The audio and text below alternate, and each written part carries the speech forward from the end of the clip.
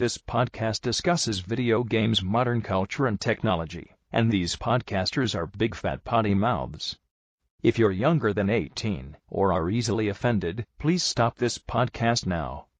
Oh, and your mom says to take out the trash and do your homework.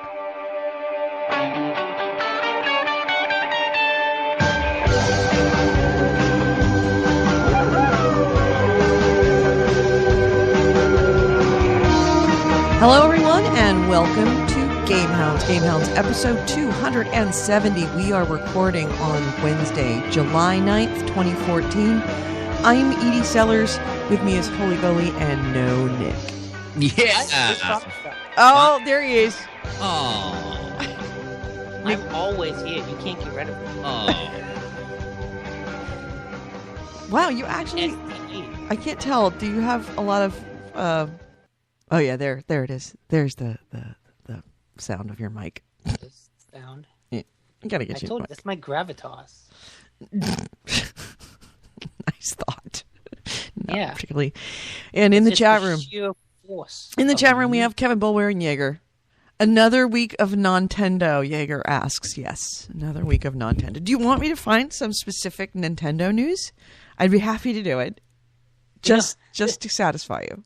There was a Kotaku article, and I read the headline, and it was basically like, Wii U review 20 months later. If you don't have one now, now's the time to get one. And I just kind of shook my head and thought, no, it's not. No, it's not. They need to have point-and-click adventures. If point-and-click adventures came to the Wii U, I would play the Wii U. Actually, I'm all endeavor. For Jaeger, for you, I will endeavor to turn on my Wii U this week. It hasn't been turned on in... God. When did it come out? 16 months ago? Well, I guess it'd be like 20 months ago. 20 months ago. That's... It probably hasn't been at least 16 months before I turned it on. I really tried to like it. But I'll turn it on. And I will find a game and I will play it. I'm going to try to find that article so I can see what he said, why I should buy a Wii U. Yeah, okay. So, Goalie, how are you? Okay. Still hot. Still hot over here. Yeah. Yeah, I ain't going out today. We actually had a hockey playoffs last night. I was driving to the rink. It was 94 degrees. At what time? 6:30. I was driving 94 degrees. Yep. God. By the time my game was until 10 o'clock, and no, we play inside, but it's still hot in there. And it was down about 80 or so by the time I played my game at 10 o'clock, but it's still a hot one. Heartbreak Ridge is now, NDC Wraith now in the chat room. Kevin Bulwer says, what a tease. It's going to be a great show. Then, nope, Nick is here. I know. I thought the same thing. I was like, this is great. I just love to fuck with you. And Kevin Bulwer says, try Shovel Knight on the Wii U. All right, I will. Next week, I promise, as God is my witness, I will review a Wii U game. I have heard excellent things about Shovel Knight. Okay. I don't know if it's your type of game. Oh. It's like a old school Nintendo platformer. Oh, just stick a needle in my eye. All right, well, I'll try something. I will find something that I have a high chance of liking. What else is on? I never played Zombie U. Oh, that's right. I started to play it, but I couldn't because I couldn't hold up the controller with one arm. Did you? So you own it too? I own it. I bought it. Oh, I bought it with launch. That's pretty easy then. Yeah, exactly. I can Don't do that. buy But a it new seems game. kind of silly for me to play Zombie U Why? 20 months after it came out. Almost 2 If years. that's like one of the best games, though. Yeah, I heard it was too. Well, we'll find out. I'll see if I can find something that I like a little bit better. That's a little bit more timely. And if not, then I'll play Zombie U. I promise.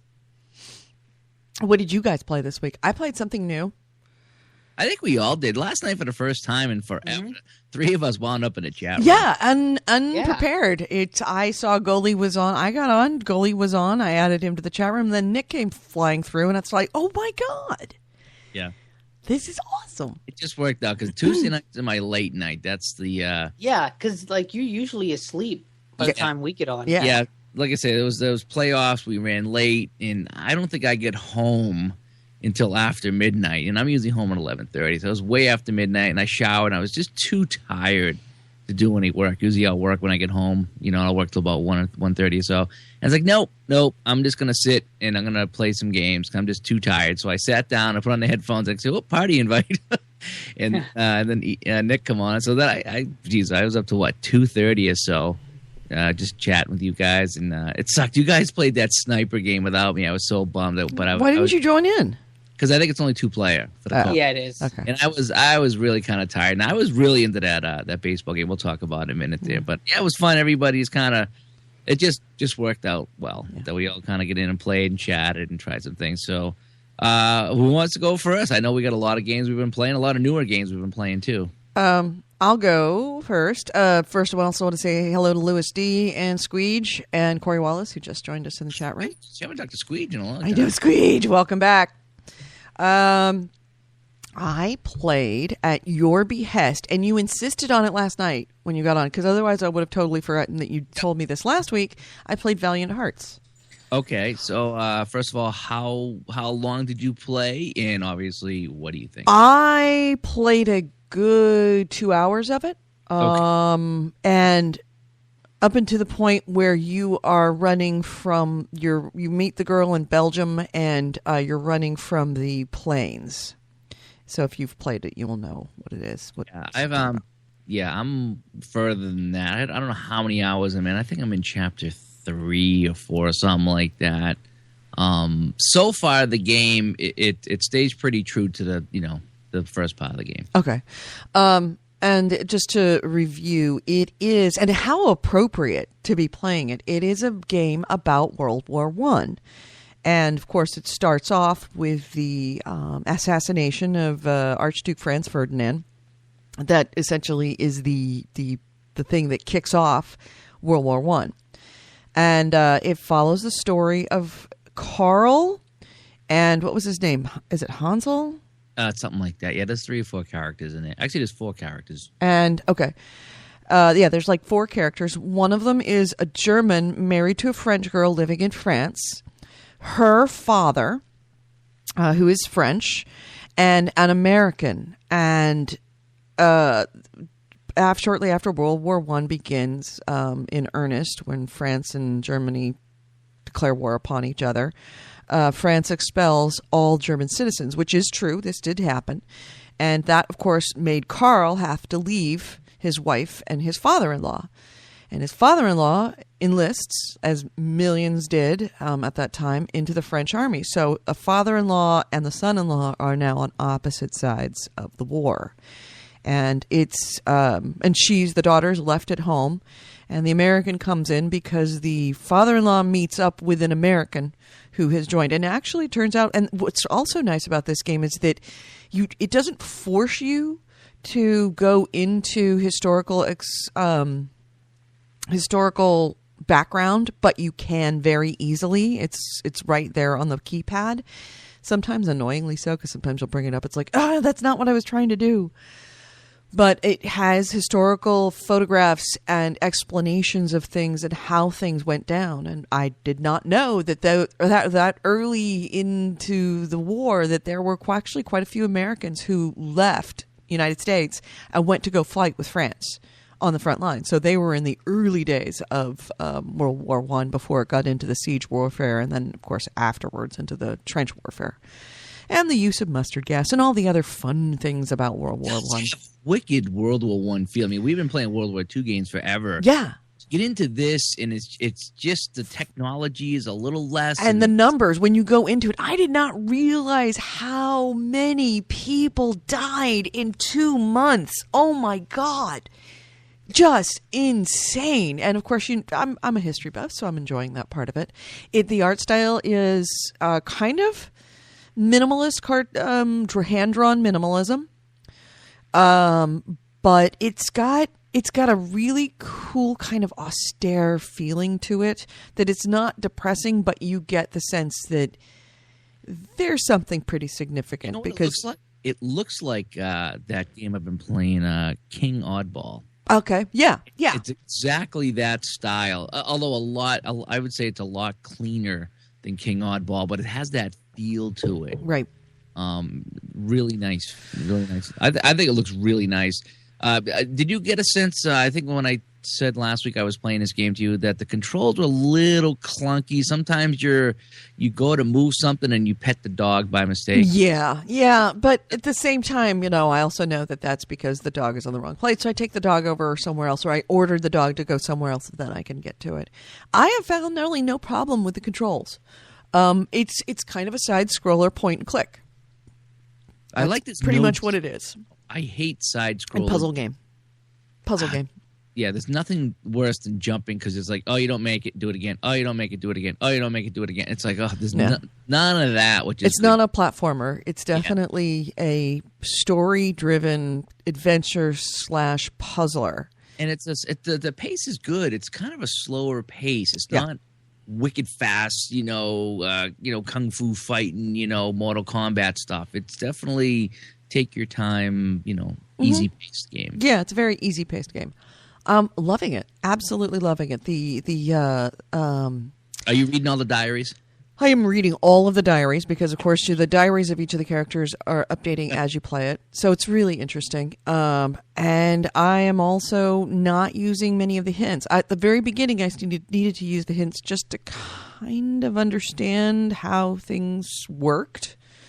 But now it's like even when the hints come up, I'm ignoring them because it's like, I know I can get this. I'm not using them as much. There was one, like I say, early in the game, I was like, what? And then when I hit it showed me where it was. It was like way up in a tree or way up in a building or something. I was like, oh, I know which one you're talking about. It was the bomb, trying to get the grenade out of the tree so that you could get the dog to go get the grenade, bring it back to you. It's one of the first times that come up too. So now that I know to look up, Yeah, use your environment. But it's a really good game. Everything's really good. And I know that when did this release? Nick, do you know? Come on, I think. Like a week ago, maybe 2 weeks ago. Yeah. Okay. So it was recently.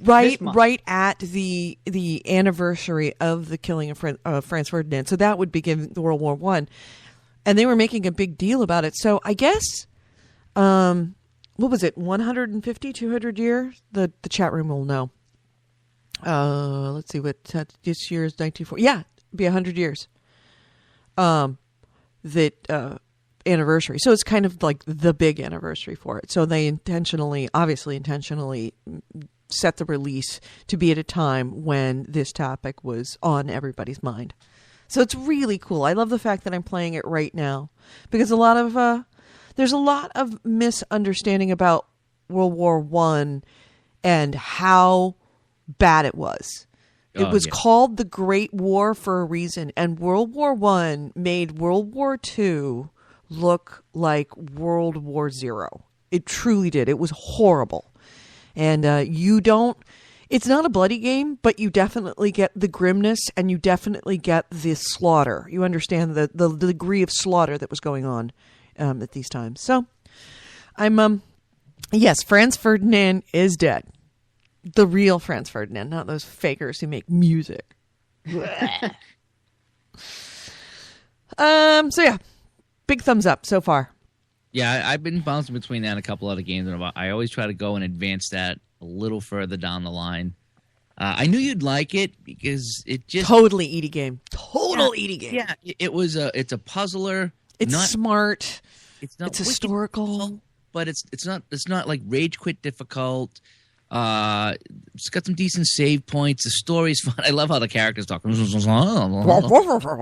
actually do say, the American does say sort of American stuff, and the French guy does say, merci, oui, oui. And you got the dog. You get to use the dog. Oh, when the dog gets caught in the barbed wire. You guys couldn't hear me because, I don't know, we were having some problems with our net, and so you couldn't hear me. I'm like, not the dog, not the dog, not the dog. I had to put it on pause and go walk away. Yeah, I did too. Don't let me lose that dog. I love that dog. It saved my life. Sacre bleu.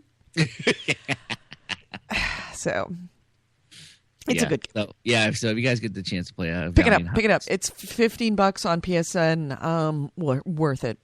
Worth it. Total worth it. I've got my $15, and I still got a ways to go. I'm pretty sure. If you like those kind of games, if you like a smart, not twitchy, not finger twitchy kind of play, it's got some elements of that where you have to avoid falling bombs and things like that, but it's not. That's not the major gameplay. Did you get into one of the cars yet?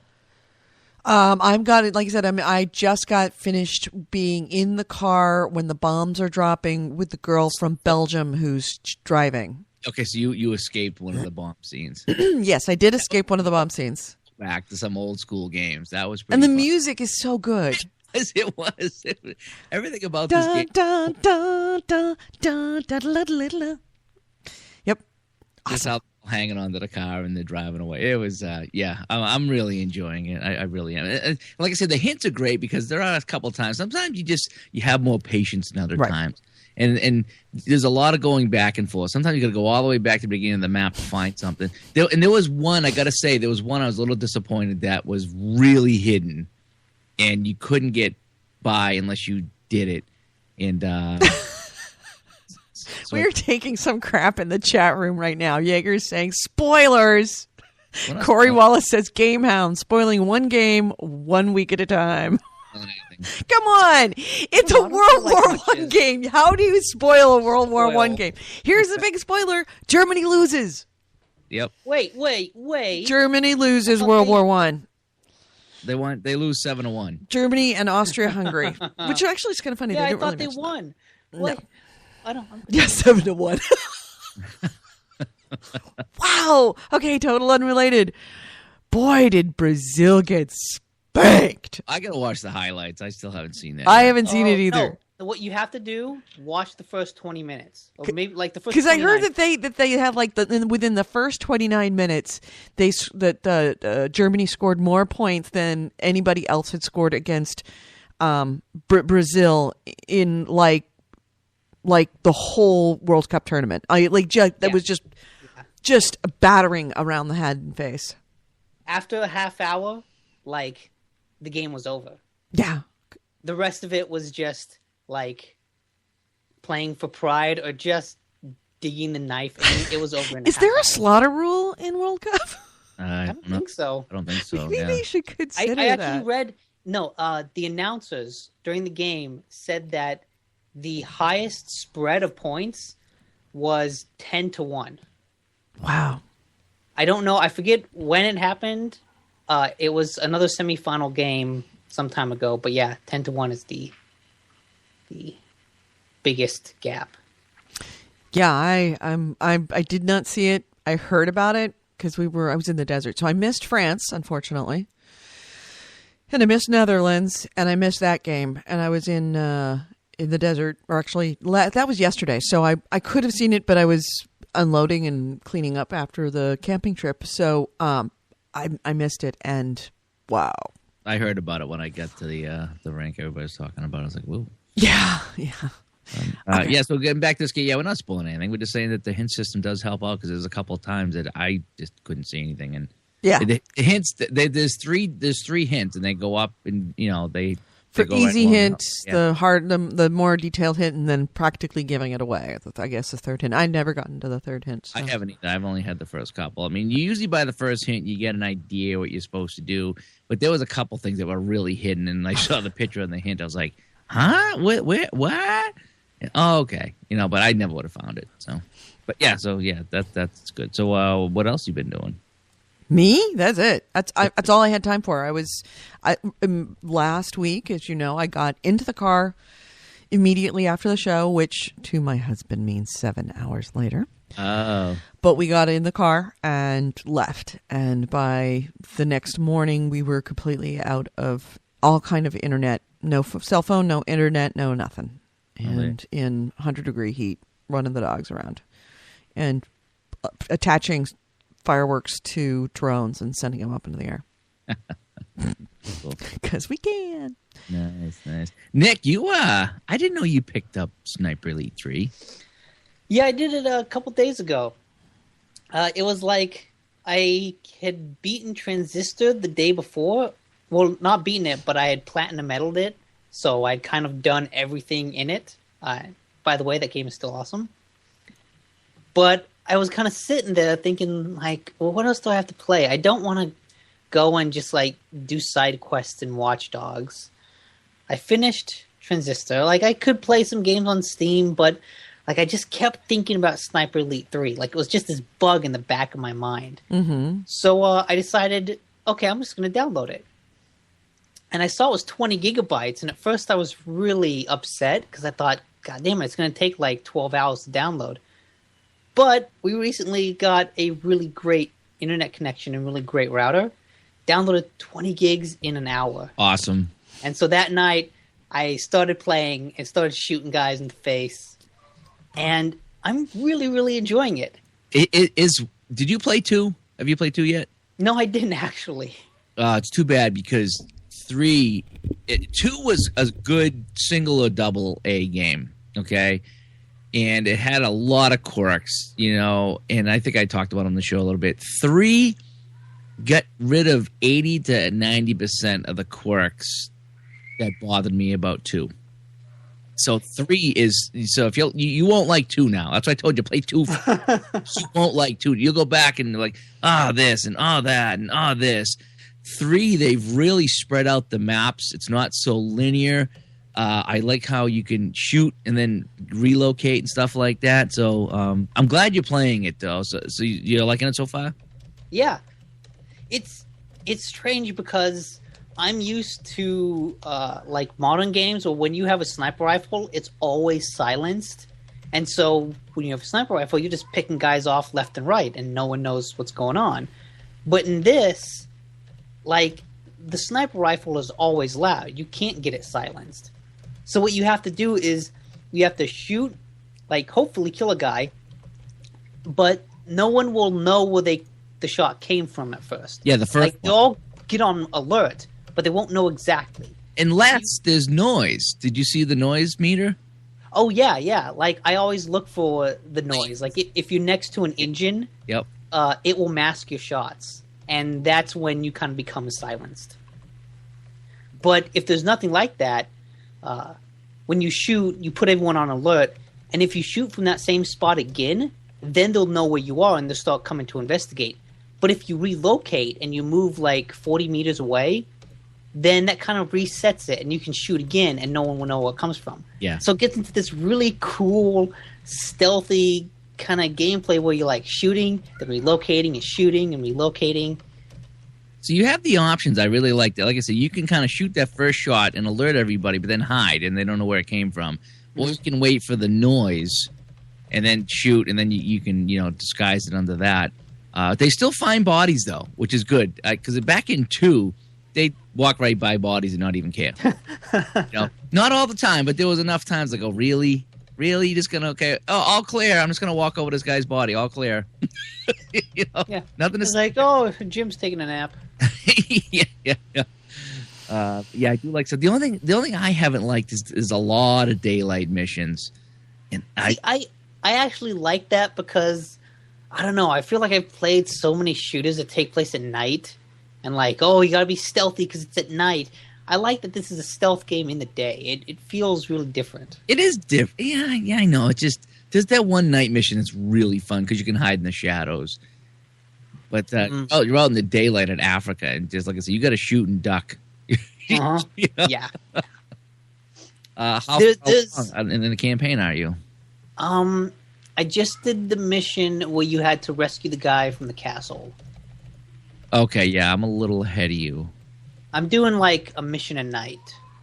I don't know about you. There was that one mission, the one before that, and I don't remember which one it was now because I think I'm on mission 4 or 5.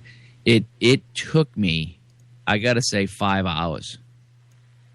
The missions are really long. They are, and the thing is, it's like I'll play and I'll play and I'll play and I'll play and I'll play and I'll restart and this and that, and I won't finish it that night. Then I'll come back and I'll play and I'll play and I'll play and I'll play and I'll play, and it's like, holy smoke! I've been at this mission for 5 hours. I haven't finished it yet. But they are. As soon as you think you're done, it's up. No, something else. Yeah, it's like once you finish the first primary objective, which is, it takes a long time because it's always on the other side of the map. So you've got to work your way over to there. Then they always add in another primary objective, and you've kind of got to work your way back. there's still like some kind of like animation jank in it, but I find it kind of funny because there's sometimes where I'll sneak up on a guy and I'll knife him in the back, and then he'll like kind of pop up, and he'll always like fly over the railing of a building and down. Yeah, I did notice that. Or like sometimes when you shoot a guy, like he'll just start doing flips in the air. Yeah, there's a few. And it's fun. Like it's not bad glitches or anything. It's just stuff that makes you smile. Yeah, I've had a couple times where I've killed somebody. I picked up the body and I got no body in me. You know, I don't have the body visible, and I'll throw it. But you know, but again, that's what this game is. It's not a AAA title. Mm-hmm. For the $10 cheaper, you forgive all these little things. Yeah. It's like, okay, this is fun.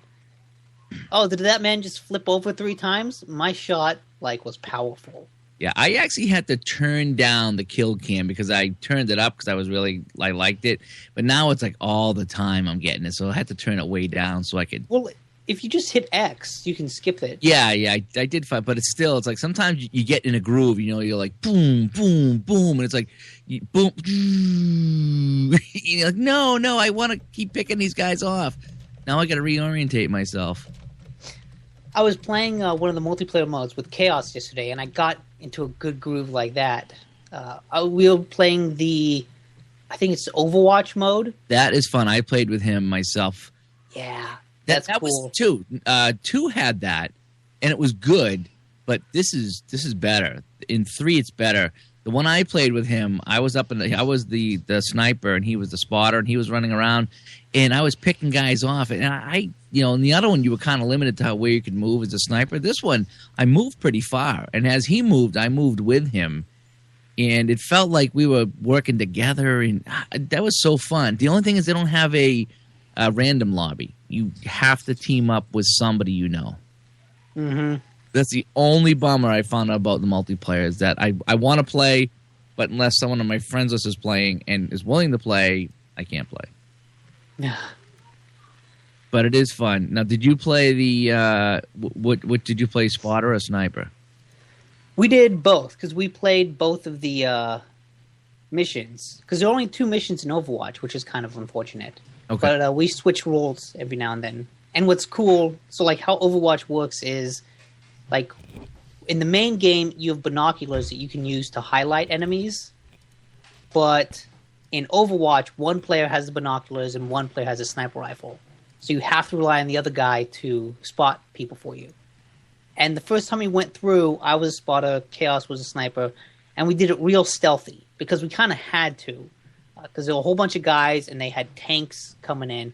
So we kind of went to the objective, blew it up, and then snuck our way back out. But with the other mission, at one point you get to the end and you have to fight off waves of enemies. Yeah. And that is so hard. We died so many times doing that.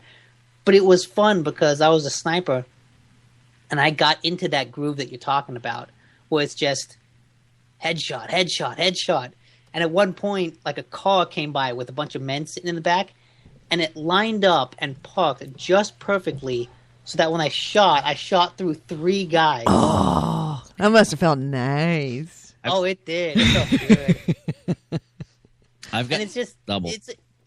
It's hilarious, because we played it so many times. I knew where the enemies would come from before they did, so I'm just kind of sitting there waiting for them and picking them off. And what's nice is that if you hit a guy, you can incapacitate him, which is it's not a kill shot. It's not just an injure shot.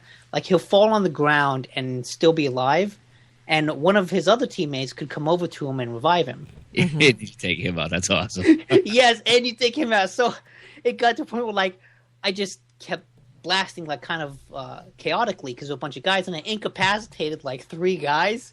So another 3 guys came and started to revive me. It was just like a shooting gallery. There was so much fun. And have you played I tried to play the survival mode. And I haven't done that one yet. I had to play it by myself, and it's very similar to the Splinter Cell one. Remember the Splinter Cell had the survival mode where you were in this little map and guys were coming in, you were picking them off and hiding and moving and different waves. That's what it was. But the map was really big, and there was little ammo crates everywhere. And I was playing that by myself, and I must have played that for 30 or 40 minutes. And I was I don't know if there's 10 or 15 waves, but I was only on wave 5. It's a long, fun, drawn-out battle. And you just hide. It's just like the game. You shoot, and then you hide. And, just do it like that. And just that's fun. I want to play that with somebody. But I think you could play the campaign with somebody, too. So I got to find some people playing this because it is really good. It's better than I thought it was going to be because I played 2, and 2 was okay. But this one's really good. I like this one. Yeah, like I was surprised. Like I wasn't sure what to expect. I played a little bit at PAX, but not like a whole lot. Just enough to kind of really like the setting. Yeah. Like I think that's what made me want to get this one over before I played 2. Is that I just really like the setting because it's Africa and it's really bright, and I don't know, that seems more appealing than another bombed out city in Europe. It's definitely different, but it was good. So I'm glad you're playing it. We definitely gotta play. I'm still playing on the puss mode. I know you wanted to ramp it up and play a little bit. Well, also I was gonna play with Chaos, and I know he's really good. So I was like, okay, let's do this. Yeah, I mean, if you're gonna do it with somebody, especially the first time. Play with somebody who really knows what he's doing. In the campaign, I'm just playing it on normal. Mm-hmm.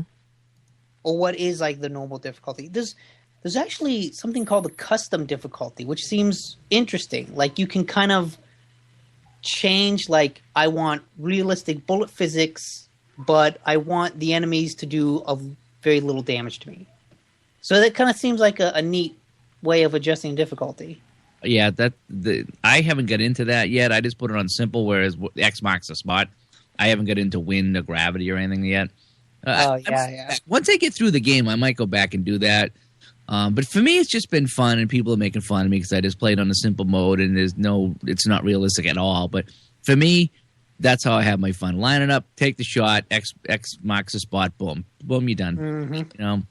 Eventually, maybe I'll get into some of the gravity shots or whatever and later on. But I have fun on the puss mode, and it's all about having fun and what you enjoy. And the survival mode is fun, laying some traps and seeing guys blow up when you leave a trap, or hiding in a different building and they don't know where you are, and you come up, hey, he's in that building over there, and they're looking at the wrong building, and you come up, them all off. So there's so much to do in this game. I mean, the campaign is good, it's long, the multiplayer is fun. You can even play some multiplayer by yourself. So yeah, Sniper Elite 3. Thumbs up for me, Nick. Thumbs up. Yeah, total thumbs up. I really want to play Valiant Hearts now, too, because I feel like I'm in a World War type of... it's a totally different game and not the same. Oh, I know. And I know it's World War One. I think you'll like it. I'm going back. I think you will love Valiant Hearts. It's just like the kind of game you would enjoy. Yeah. It's artistic. It's deep with real life history. The story is well done. It's a very good mood setting. Setting the mood and creating these puzzles that aren't horribly hard, but they're not terribly easy either. At least right now. So a very dark, depressing game. What, Valiant Hearts? Yeah, if you think about it. Yeah, if you think about the magnitude of the shit really did go down. This really happened. This is not an unusual story. Yeah. People are dying everywhere. Families are torn apart. It is sad. It really is. Yep. But, dogs, 20,000 dogs. Oh, I know. I couldn't even read some of those things. Yeah. I like how you do stupid things, like you gotta make food. You gotta feed the soldier. Yeah, you gotta feed that soldier by making the in the worst house. Yeah, go make me a worst. Yeah, there's all these kind of different things you got to do in the game. It's kind of fun. And you know what? I'll play Sniper Elite. Since you've played it now and you've got a good sense of it, I will play it with either one of you. So yeah, you can looking for somebody to play. I want to play the campaign with somebody. That seems like it could be fun. Do it with Chaos. Chaos will play anything. Yeah, but what I mean, he's the Mikey of games. Yeah, but I will. But I mean, like Chaos will go ahead and kill everybody. And he might leave me one guy hanging on by a thread. He's not like that. He's not. He's not. Boy's like that. No, he'll. Piss Boy's so like that. That's why nobody plays with Piss Exactly. Boy. Everybody hates Piss Boy. We've all deleted him off our friends list. Anyway, the only other game I played, so I've been rotating between 3 games. Here it is, the middle of summer, nothing to play, right? And I'm fighting between 3 games. I'm fighting between Valiant Hearts. I'm fighting for time between Sniper Elite 3. And don't ask me why. Don't ask me why I picked up a baseball game. I picked up MLB The Show 14 just on a whim. I did. I don't know. What were you thinking? You know what it was? And I went for. I've been doing my walks again because it's summertime, and I went out on Sunday and I put in the earbud. I used the PlayStation 4 earbud for walks because you can listen to the radio and you can still talk to somebody on the phone, and it works beautiful on the iPhone. So if you ever go for a walk, take your PlayStation 4 earbud, stick it in your iPhone, and you can listen to the radio. And if somebody calls, you can talk, and it's all hands free. It's really cool. And I put on the Red Sox game. And I went out for like 45 minutes, and I was just something to listen to the baseball game. And I come home, I was like, let me watch the end of the game. And all of a sudden I was in a baseball mode, like I do every summer. I get into a baseball mode. So I went and I was looking at the RBI baseball, which was $20 on PlayStation. It didn't look that good. So I went down to the GameStop and I picked up actually a used copy of the show because I didn't know if I'd like it. I didn't want to spend $60 if I didn't like it. And oh my gosh, I am loving this baseball game. And I don't even like baseball that much. What it is, it's gorgeous. It's like looking at the stadiums. They're just gorgeous. The players are gorgeous. And gorgeous. The thing about baseball, if you've ever tried to play them, is I can't hit and I can't field for crap. Mm-hmm. It's just so frustrating. Like the ball gets hit and I'm trying to With the exception of Home Run Challenge. There's no field at all.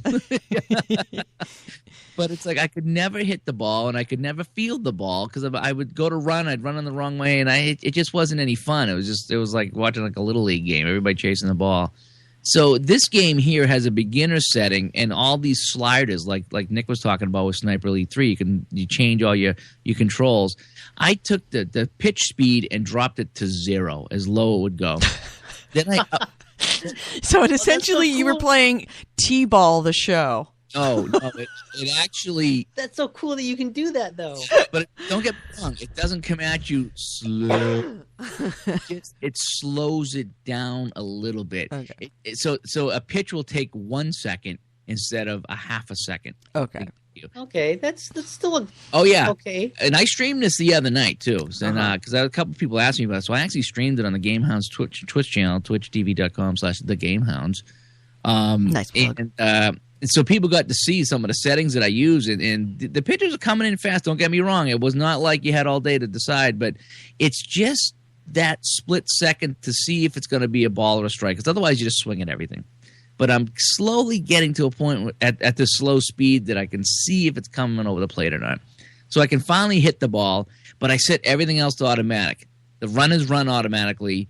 The field is field automatically. They throw automatically. And I pitch and I hit, and then I sit back and I watch it. And so I don't screw up anything. And I'm having so much fun. And I was playing last night with you guys, and they have a mode where you can go into the actual game.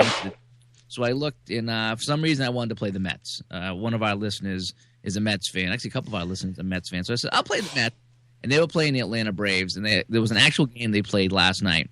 So I went in and clicked on it, and I played that game with all the current rosters. Now, obviously, my results are different than the actual results. And I had a blast. Hit a couple home runs. I went up 2-0. I get into the 7th.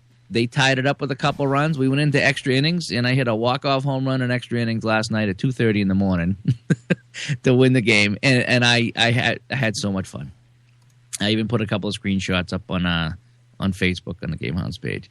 So if you remotely like baseball games, this has all the custom settings. If you want to ramp it up really hard, you can do that. I have it set for 1 button, and then I don't even run. I just let all the computer handle stuff, and that's all I wanted to do. I just wanted to play some baseball, but I didn't want to get lost. What was this game again? MLB The Show 14.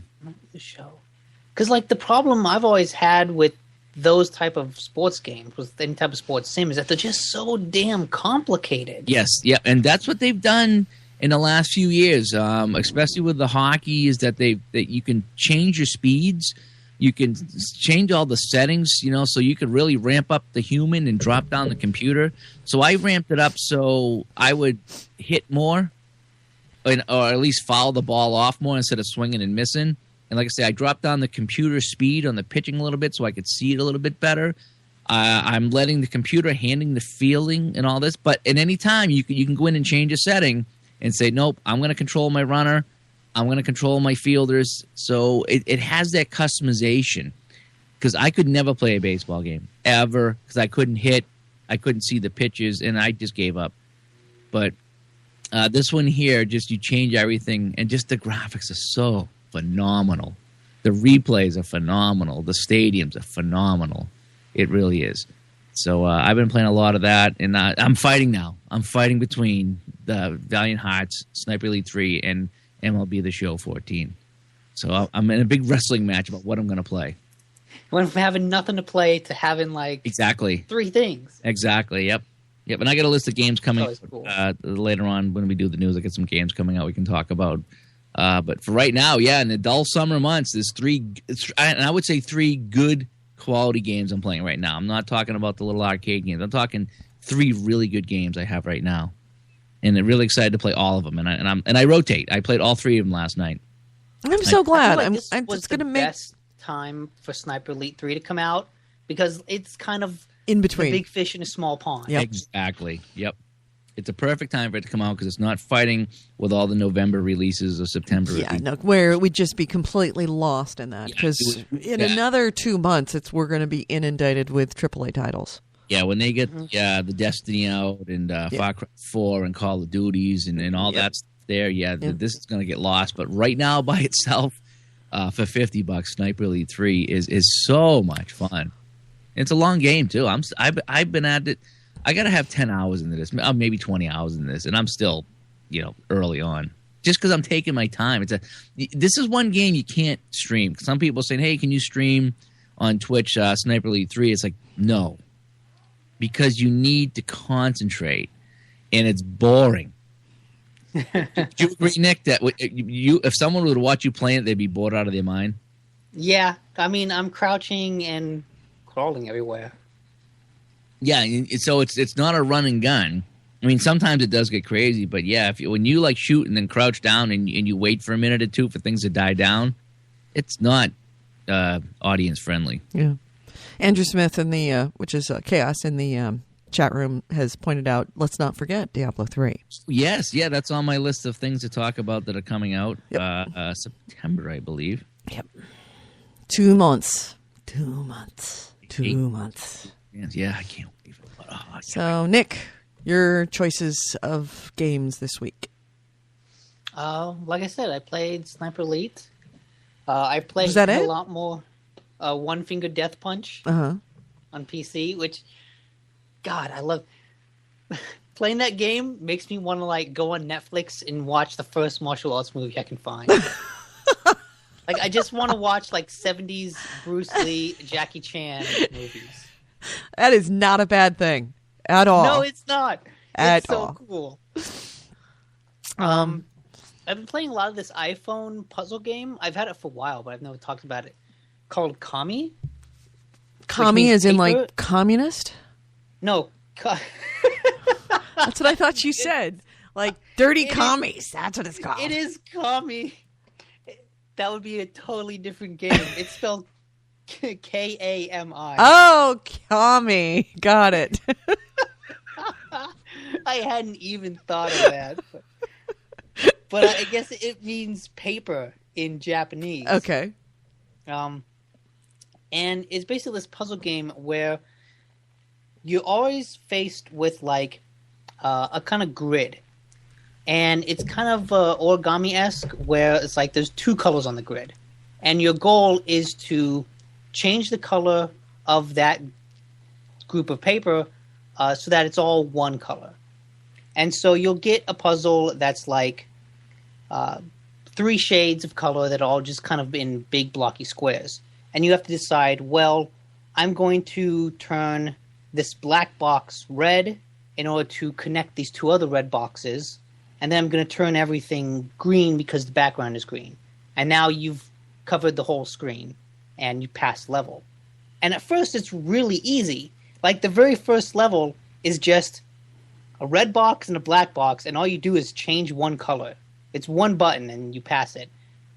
But, like, it ramps up really nicely so that some of the later levels are just these brain twisters. I'm just staring at them, like, trying to figure out, okay, what is the link? What is the trick that I have to do to pass this? And it's really fun. It's a great little puzzle game. I think it was like $2 on iOS. Mm-hmm. So totally worth it. Cool. All right. Well, Yeah. I feel like hitting the news. Let's do this. Let's hit the news. This is the GameHounds News, the news, views, and commentary of the week in gaming with Holy Goalie, Nick DiNicola, and Edie Sellers. And the first item is... Hey, any Alien fans out there? Did you guys see this? Everybody's reporting it. Kotaku, Joystick, everybody, that if you pre-order some DLC for Alien Isolation, you will get the original cast of Alien.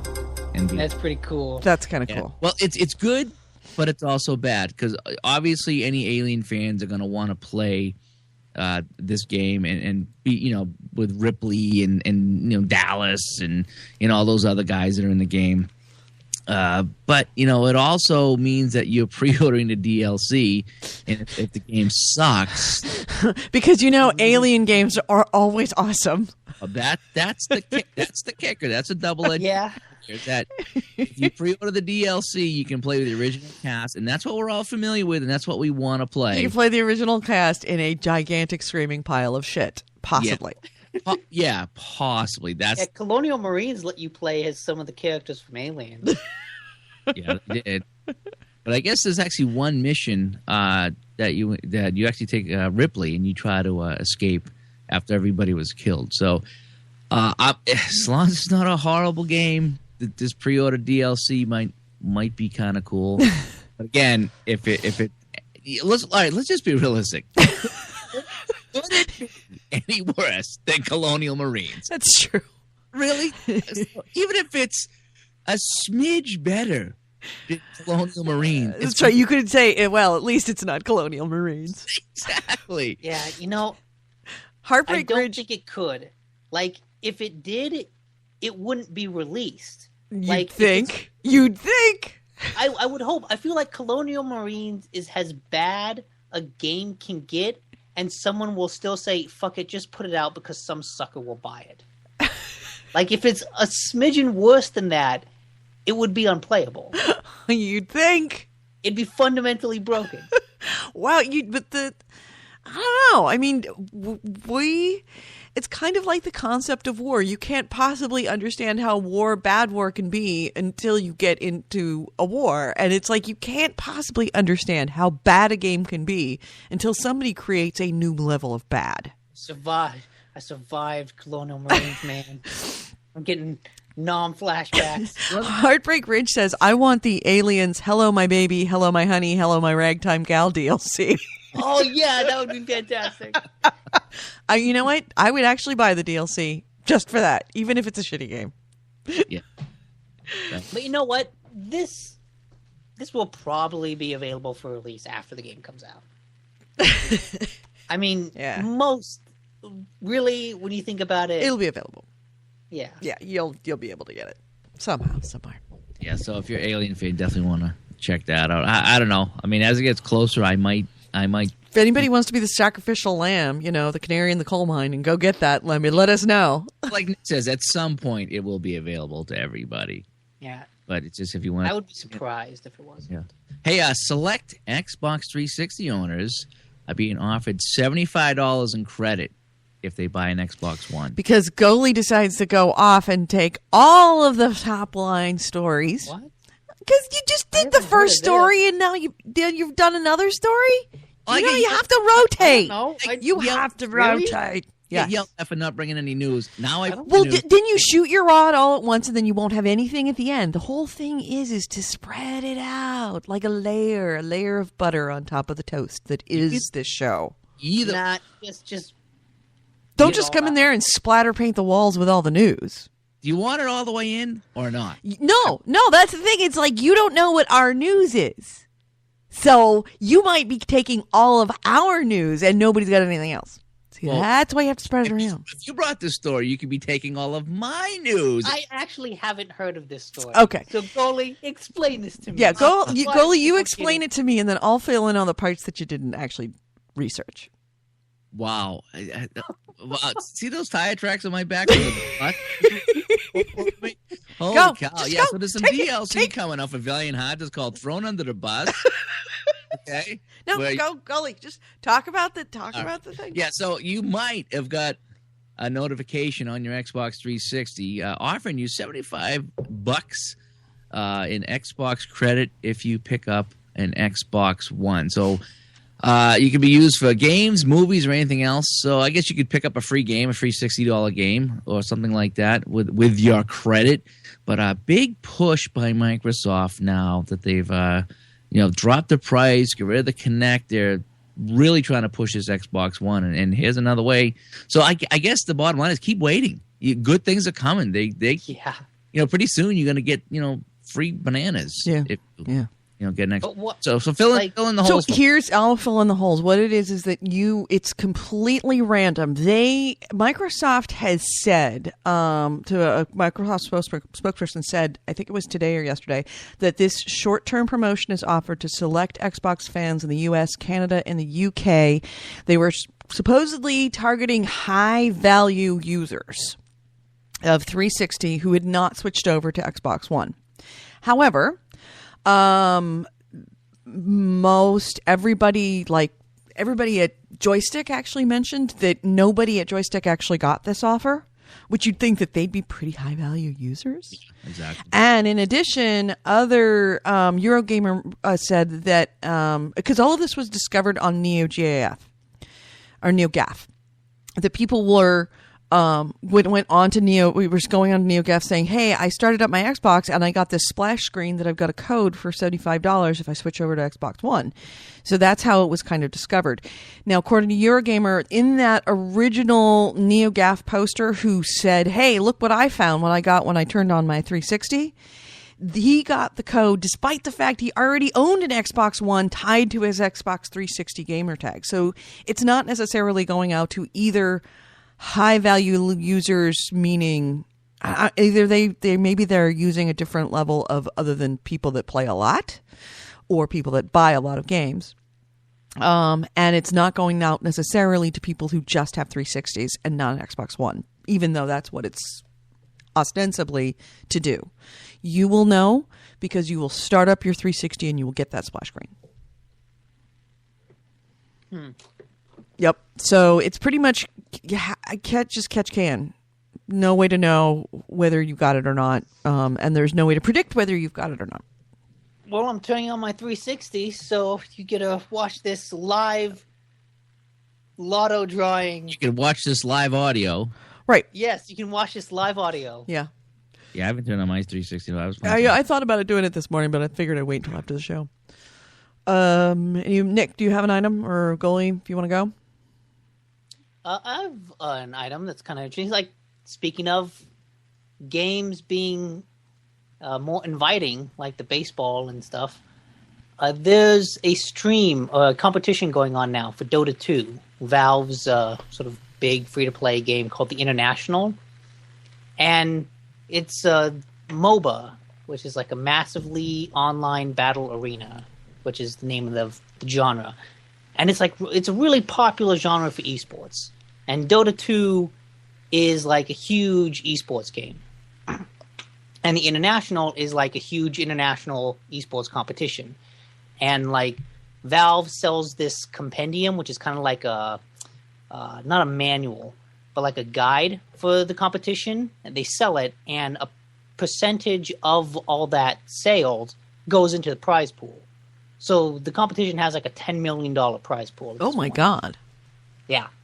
But what's neat about this year is that they're streaming everything on Twitch like they usually do, but they have a dedicated Twitch channel for newbies where the announcers will specifically go into more details about the rules, nice. about why someone is doing what they're doing, what items do what, and it's specifically meant to help get people into the game. So, like, be a stream for people that don't know how to play. Right. What a great idea. Because otherwise, I thought that's one of the things I've always found about MOBAs is they tend to preach to the masses. Yes. And if you don't understand a MOBA, you don't play MOBAs, you might be interested in them because some of you've heard these particular games, but you've never thought about it. Oh, Black Sphere Void got a code. Good for him. Yay. Congratulations, sir. So you're a high-end user. So you have to go. Yes, so. You have to go buy a Xbox One now. Yay! I didn't get one. But yeah, what was I saying? But it's nice to know that they've actually have realized that they need to, if they want to expand their base beyond the current users, they actually have to open it up, and I would totally watch that. Yeah, it's on now. I don't really know when, like, what. I know when World Cup matches begin. I don't know where to go to find out where there's international matches, like what the schedule is. But it's going on now, so yeah, I think that's a really great idea. Like, I'm actually interested in watching that because I have no idea how to play that game. Don't mind me. I'm starting up my Xbox. See if I have a code. Yeah, Okay. I wish they would do that for more games because, like I said, there's so many games that you get emails on, and you see clips or commercials or ads, and you're like, oh, I like to check this out. Then you go there and you're just lost. You're out of it, you know. Mm-hmm. And so if you could go and watch it or have someone, like, that's what's great about some of the YouTube stuff, like the Let's Play stuff. That is really kind of cool. Yeah. Whereas you can go there and it's like, okay, we're gonna play this, and there's so many games on Steam I was looking at, and I went and I saw that, and I was like, well, I don't like the gameplay, or I don't like how it looks, or it looks complicated, or no, this looks perfect. I'm gonna do it, So, okay, I have another kind of interesting story.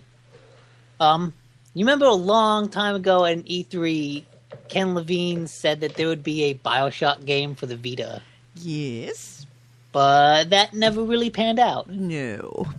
And so recently he was talking about what it would have been if they made it.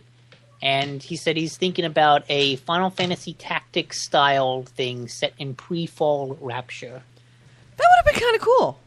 Yeah, like a turn-based isometric game that was like about the war in Rapture. I didn't get a code. Neither did I. I don't think they exist. I think Flexer's lying to us. Even if I got one, $75 in credit is not going to be enough. Yeah, because you can't apply that to the actual purchase. Yeah, I'd probably buy it. Really? Yeah, I'm really on the bubble at this point. There's nothing right now on Xbox One that's not on PlayStation 4 that is going to get me to buy a $400 system. Yep, I know. That's a good point. You know what I mean? If they come out with like 4 or 5 games that were Xbox One only, like, if it was like Diablo was Xbox One only, and all these other games that I like, NHL 14, then I think about getting it. But I mean, for the most part, to drop $400 for one game or 2 games, oh boy, so now you're buying a game for $60 and you're tacking on $200, just to play that game. So yeah, for me, they'd have to do a lot more than $75 in credit. Yeah. To buy an Xbox One. I wouldn't be playing it. There's nothing right now I would need the Xbox One for. That's just me. Yeah. My first item, Cliff Blazinski. Remember last week he said that he was going to return back to games, but he couldn't talk about it right now, but he would real soon. Mm-hmm. He has finally come clean about this return to the game industry and what it entails. He has reportedly created a new studio.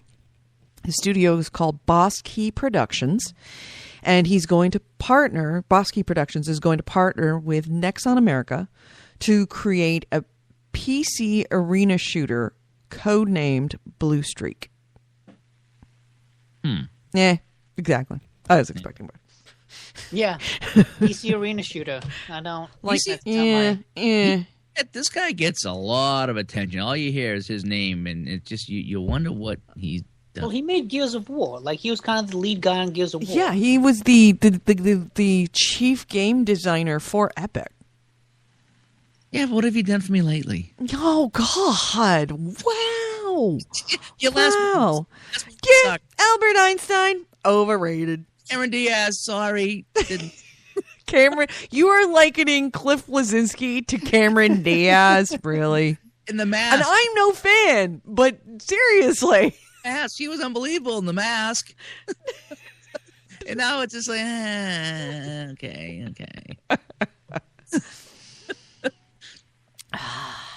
Best line ever, though. You guys ever see Bad Teachers? I never saw Bad Teacher. Bad Teachers was hilarious when she was shacking up with a rich guy just because he had money. Mm-hmm. She comes walking in the door. Get ready. I'm going to suck your dick like I'm mad at it. And there's the guy sitting there with his mother.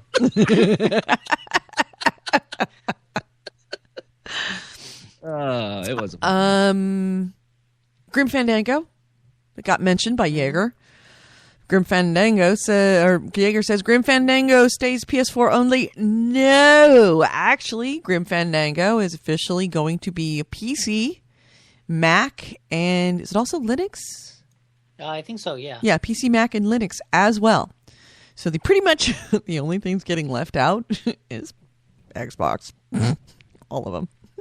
You can pretty much play it on anything. You'll be able to play it on your toilet paper holder before you will be able to play it on Xbox.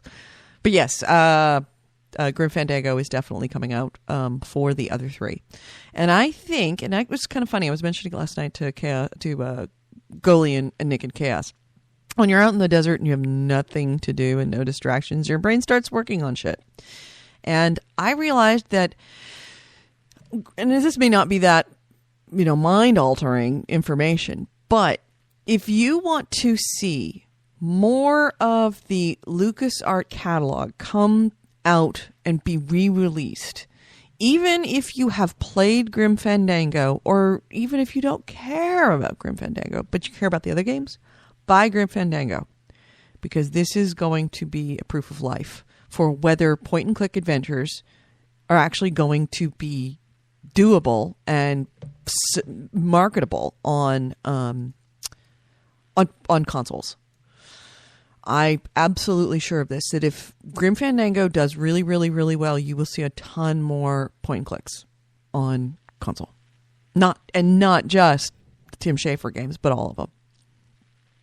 You may actually even begin to see some of these older games really, really do well, like Beyond Good and Evil 2, for fuck's sake. They even released Beyond Good and Evil, and it sold well. They re-released it, and it sold well, and they're still not making Beyond Good and Evil 2. Yeah. I wouldn't connect Grim Fandango to Beyond Good and Evil 2. I would like to. Just wishful thinking. There's Corey Wallace says my toilet paper holder is called an Ouya. Oh. That would be a hilarious thing that you could make, is an Ouya toilet paper holder. Just make two Ouyas on either end and then drill holes into them. And put the toilet paper holder in between. And then That'd be so mean. Awesome. All right, Nick Goalie, any other items? What was I looking at here? On Kotaku, they had a nice video of Sniper Elite 3 that we were just talking about earlier, comparing on Xbox One, PS4, and PC. Now, obviously, PC, it's the best, but PS4 was right up there. Looking at some of these videos and screenshots, if you go to Kotaku.com and check it out, they did have a pretty good comparison between the PS4 and the Xbox One, and the PS4 was real smooth. Mm-hmm. Xbox One, a little choppy. Yeah, it was. And I'm not trying to hate on the Xbox here. I'm really not. No, of course. You never. No, wouldn't possibly think about it. Wouldn't even cross your mind. Are you done? I love you. Are you done? Yes, I'm done. Okay. You might not notice it if you just had the Xbox One version, because I had to look really hard, but in the side-by-side comparison, the guy was running, and I guess it was called screen tearing. I guess it was called, and there was none on the PS4 side. On the Xbox One side, there was some. Now, is that a deal breaker? Is it a game breaker? No, it wouldn't. I would not buy this game because of it. But the comparisons are up there. So obviously, of course, everybody's chiming in and saying, of course, PC is going to be better. Yeah, but the PS4 getting high marks here, even with Sniper Elite 3 game. So you saw the video, Nick? I did. I was surprised at how good the PS4 one was to the PC. Like, they look pretty similar. Yeah, pretty similar. And that they said it was on with the PC running everything on high too. So now, granted, this is not a AAA title. So I mean, if this was a AAA title, the PC would probably squeak out some more, more details in the whole bit. But yeah, for what it's worth, Sniper Elite 3 looked good on the PS4. So if you have it on the PS4, you have a good version of it. Anybody else? The only other thing I got, let me see. Well, I've got stuff if you want to hold off or not. Oh, it's this Battlefield 4 DLC coming out. Right. I still haven't got the last one. No, I think I did. It was the Coast one. Was it the Coast or the Sea one? I don't know what it was. I've only played it a few minutes. I haven't played Battlefield in a while. I got to get back to that. But yeah, we should play that. I did buy the season pass, so I should go and get this. They got you. I know. It's called Dragon's Teeth. And it does come out early if you're a premium member. And you go to China, blow things up. Yep, it's back to China again. There's a new game mode called Chain Link. It's a modification of the Conquest mode where you capture points to win. I don't do much of that. I just do I don't know, what do we do? What's the game mode that we play? Rush? No, just capture the point. That's Conquest. Oh, that is Conquest, really? Yeah. Mm-hmm. So they have a new version of that, I guess. So it's coming out July 15th for premium members, and then on July 29th, so 2 weeks later, for non-premium members, $15 as usual. The typical, I think it's got 4 new maps and the whole bit. Typical DLC for the Battlefield. I got to get back to that. I still haven't played the other one. Hopefully it's fine. Every time they come out DLC, the maps just get clogged and they don't look. Yeah. That's why you just I've never understood it makes sense for you to get a premium because there's fewer people that are going to be on these new maps. But once they've released, it's like, why are you even going onto those maps for the first 2 months anyway? Actually, for the first month, because there's just going to be too many people playing them. Granted, you're going to be a little bit left out in knowing the maps, but that's half the fun is getting killed. Yeah. Is it really? Well, no. I can say that authoritatively because I've spent a lot of time being killed. No, it's not as fun. Microsoft has announced a release date for Project Spark. You remember Project Spark? That's going to be that Microsoft game generator where you can actually make your own games. Planet. Yeah, it's their Little Big Planet, but it looks actually better than their Little Big Planet. At least I think. It's going to hit shelves on October 7th in the Americas, October 9th in Asia Pacific countries, and October 11th in Europe. Now, the starter pack is going to run $40. It's going to be available digitally on Xbox One as well as disc-based. Wait, back up. Starter pack? Yeah. What do you mean by starter pack? Like, is this a card game? No. I'm sure that there are going to be packs later of stuff that you can buy to add into it. Originally, they were going to do microtransactions, and they bailed on that. But that they're... No, like separating up by packs is kind of the same thing. It's sort of. It becomes like DLC. Where if you want more more tools that you can have at your disposal to build games, that you will have to pay for more, like $10 for a pack of, such and such pack. What's like a map pack? It's the equivalent of a map pack. I have no idea. They didn't say. I know what you're going to say. Game? The game, $40. Oh, okay. 40. That's what I'm saying. The starter pack, which is the game dev generator, and the basic stuff that they're releasing is $40. And there's also going to be additional packs that will probably be themed, I'm assuming. So like the water theme pack will have more tools that you can use to create a game that are more water based. The land pack, if you want to build land. Yeah, maybe. the land pack, the house pack, who knows? But your starter pack is going to be $40. Okay, that's not too bad then. Yeah.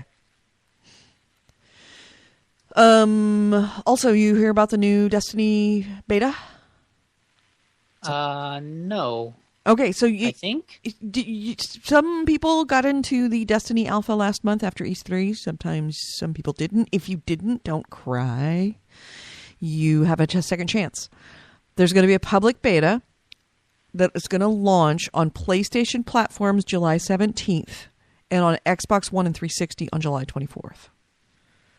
So it is PlayStation. I thought that whatever next early play of Destiny was going to be only for Xbox, to make up for the only alpha PlayStation. No, it looked like it was the only alpha PlayStation, but the beta is going to be PlayStation and Xbox One. Oh. So it's going to be next week. How do you get in on this? They said it's public. Oh, it's public. Oh, cool. Yes, it's a public beta. I've been itching for more Destiny. Yeah, me too. After playing that little bit, I played it for one day, and it was like, this is really good. I didn't play it that much. I didn't get to the good part, so I gotta do that. Yeah. So what else? Do you guys have anything else? Yeah, I have one. Oh, I feel kind of bad. Like, to kind of jump on the bad news for Microsoft. Sure, why not? Bandwagon. Yeah. They've abandoned their plans to make every Xbox One a development kit. When they were promoting the Xbox One, they were talking about how easy it would be for indie developers because you could change every Xbox One into a development kit if you wanted to. And so that would make it really easy for indie developers because they would all have access to one really easily. They wouldn't have to go get a specific development kit. They could just buy a one and use that. But apparently not really. So I guess they never really followed through on that. And one of their guys, their Xbox Advanced Technology Group, Martin Fowler, talked about it during the Develop 2014 conference. And he just said, as far as I'm aware, there are no plans. I'm not aware of the reason why we didn't manage to do that. But they didn't. And in breaking news, on Kotaku, Kotaku got a comment about this from Microsoft, and a spokesperson said, quote, "The comments today were inaccurate. We remain committed to ensuring the best possible solution for developers and hobbyists to create games for Xbox One. We will share more details at a later date." Also, in the chat, Yes. Andrew Smith Yes. has said that you get access to the beta if you pre-order it. Destiny. You get access to Destiny beta if you pre-order it from the PlayStation Store. So I won't be doing that. Yeah. I'm tempted. If somebody else does it, I'll do it. That's pretty much where I'm at. If somebody else pre-orders it, I'll go into the beta. I'll pre-order with them and go into the beta. I don't really care about playing betas. I mean, whatever. Really. Just, we're going to all get to play the game eventually. It's not like you can't play it. So you play a broken version of the game. Oh, It's not really broken. Other news. PAX South. PAX South's tickets just went on sale today. It's going to happen in San Antonio, January 23rd to 25th of 2015. They are on sale now. If you are interested in going to PAX South, the first PAX South, I would recommend you go right the fuck now and buy them. I mean, it literally happened like an hour and a half ago. 2 hours ago. Maybe more. 3 hours ago. 2 hours ago. Jump on that. Yep. Actually, let's see. Are they even available right now? Yes. Badges are available Friday, Saturday, and Sunday. The 3-day pass is already sold out, but you can buy individual passes for $30 each. So it'll be $90 instead of $65, but 3-day passes are already sold out. So if you want to go now. Go now. Anything else? I just got a couple of release dates here. I can read quick. Yeah, for the PS4, actually, a friend of mine gave me this list last night. I don't have Xbox One, so he didn't give me that list. But One I'm definitely picking up end of the month on July 29th, Last of Us Remastered. So I'll finally get to play that. That'll be on the PS4, picking that up. If anybody likes Plants vs. Zombies Garden Warfare, that's coming out the same day as Diablo 3 Ultimate Evil Edition on the PS4. And that would be... What day is that? August 19th. Oh, really? Yeah, so we'll have two that day. Oh, unfortunately, you know what's going on. Like a couple of days later, you're going to be playing Diablo with your wife and nobody else. Because Nick and Piss Boy and I are getting on a plane and going to Seattle. Oh, that's right. PAX. You have rooms for that, right? I do. Okay, good. Yes, I have rooms. Okay. I actually bought an airline ticket. Haven't had to do that in years. I know, man. I can't remember the last time I had to do that. And I actually didn't have to buy a ticket for Piss Boy because I had enough miles on Southwest. So Piss Boy is flying up, and we got rooms, and we're waiting for approval from PAX. I have no question. And of course, I ordered cards for Piss Boy. Nice. And I once again fucked up his Twitter name. First year I did it. For myself, I made spelled Twitter Twitter, and this year I just screwed up his name on his Twitter name. So oh well. But yeah, so we got cards for him. So that's gonna be a good weekend for you guys. But I'll be playing Diablo 3. Right, that's all right. We'll see you on the PlayStation. Actually, you know what? I'll probably bring up the Vita and chat with you on the Vita. Oh, yeah, you can do that. It'll give me an excuse to stop playing Fire Emblem again. Oh, yeah, I know. Really should fire that up. I should have taken it to the desert, but I think Kevin would have just brained me if I brought a computer game to the desert. I'm kind of sad because the flight up is only like 2 hours. I know. And you really want to play a good 6 hours. I need the 5 hour. Hey, Nick, if you want to take a trip to New York with me sometime and just, fly out and then turn around and fly back and do nothing but play Fire Emblem the whole way, I'm all about that. I'm totally good with it. $500 on plane tickets just for an excuse to play Fire Emblem. Because I can't just play it at home. No. No. Why would you want to play it at home? No, it has to be something where it's like being sequestered. You have to do it. I have to be mobile to play it because it's on a portable system. Right. Or maybe you and I could get Kevin to just go on a long car trip and just stick us in the back of the car and we'll just play Fire Emblem the whole time. Okay, yeah. I'm good with that. Go on a road trip to like Yosemite. Get out, walk around, go back in the car and leave. Yeah. That sounds good. Oh, man. We're totally turned into 9-year-old boys in the back of the car on summer vacation. You get on your side. Don't come over to my side. This is my side. That's your side. All right. Well, anything else that we should cover or talk about before we leave? I don't think so. All right. Yeah, I don't have anything. If any of you in the chat room or either gets or hears of, other than Blacks for Void, getting the code, let us know. We'd be interested to know what, who is, if anyone gets it, and how many of those little things went out. I'm surprised that of all of the people that I've heard about, even at Joystick, we got only one person that received it. So we'll see. No, he didn't. He got a code for Wolf Among Us. Oh, he did? How did he get a code for Wolf Among Us?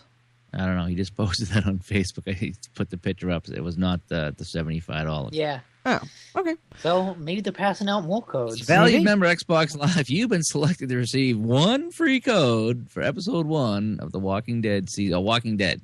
Oh, well, that's kind of nice. So it looks like they're handing out more than just.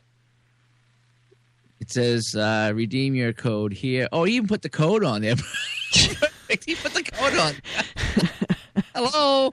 Can you put a picture of your debit card on there? You can see that. It says, upon entering this code, you have agreed to purchase an Xbox One. Wow, that's terrible. kidding. I'm only kidding on that one. Yeah. Okay. You get a free Well, episode. it'd be kind of neat if they're handing out these codes and they're not literally tied to Xbox One. If it's just their way of saying to 360 owners, "Hey, we love you. Here's some stuff." It's kind of neat. Just randomly get prizes and bits of love. That makes me feel even more bitter that I didn't get one. Well, maybe your time is coming. Fuck Microsoft. Yeah, Black Spear Void says the code was used, so it's not a problem. Tickets. All right, so if anybody else gets codes for anything else, please let us know. Actually, you might want to put up on NeoGAF forums that we got a code. Somebody that we knew got a code, but it wasn't for the $75, but for something else. Who knows? All right, so are we ready to close this out? We ready to go play some Sniper Elite 3? I guess I'll go buy it. Sure. Nice. All right, so let's close this out. You have been listening to GameHounds, episode 270. We did record this on July 9th, 2014. I'm Edie Sellers. With me has been Holy Goalie and Nick DiNicola. Ways to get a hold of us. GameHounds.net is the website. In addition, we have our email. You can email us, email us at gamehounds@gmail.com. You can also go to our Facebook page. Our Facebook page is a fabulous place. If you like that Facebook page, you will get updates on the latest news, the Piss Boy updates every day, constantly. So stay apprised of what's happening in the video game world by signing up for our Facebook page. That's facebook.com/The Gamehounds. Our Twitter name is Gamehounds. Our Spreaker name, if you ever want to join us live on our Spreaker channel, you can be in our chat room and interact with us while we're doing our live show. You can do that by going to Spreaker.com, signing up for it, and the name of our show is Gamehounds. You can find us, sign up for us, you will get notifications when we go live, and you can join our chat room and say hi to us. Finally, we have a voice and text line. That voice and text line is 304-300-9889. And if you're joining us on Spreaker or on our RSS feed or through iTunes or through iHeartRadio, please do us a favor. Go on to iTunes, especially if you're getting it through iTunes. Go on to iTunes, give us a rating. Let people know what you think of us. It's important for them. It's important for us. So please do rate us on iTunes. We'd appreciate that very much. Again, thanks so much for being on the show, guys, and we'll see you next week. Dolly, Nick, thank you. The answer is you're welcome. My back still hurts from the butt. Oh my God. We are so gonna straighten this out. Nick was funny last week after we signed off. It's on. All right. You're going to be super funny now. In 30 seconds, you're just going to pull out all the stuff. So I'm going into serious mode. Okay. Like satellite radio. We'll talk to you next week, everyone. Goodbye.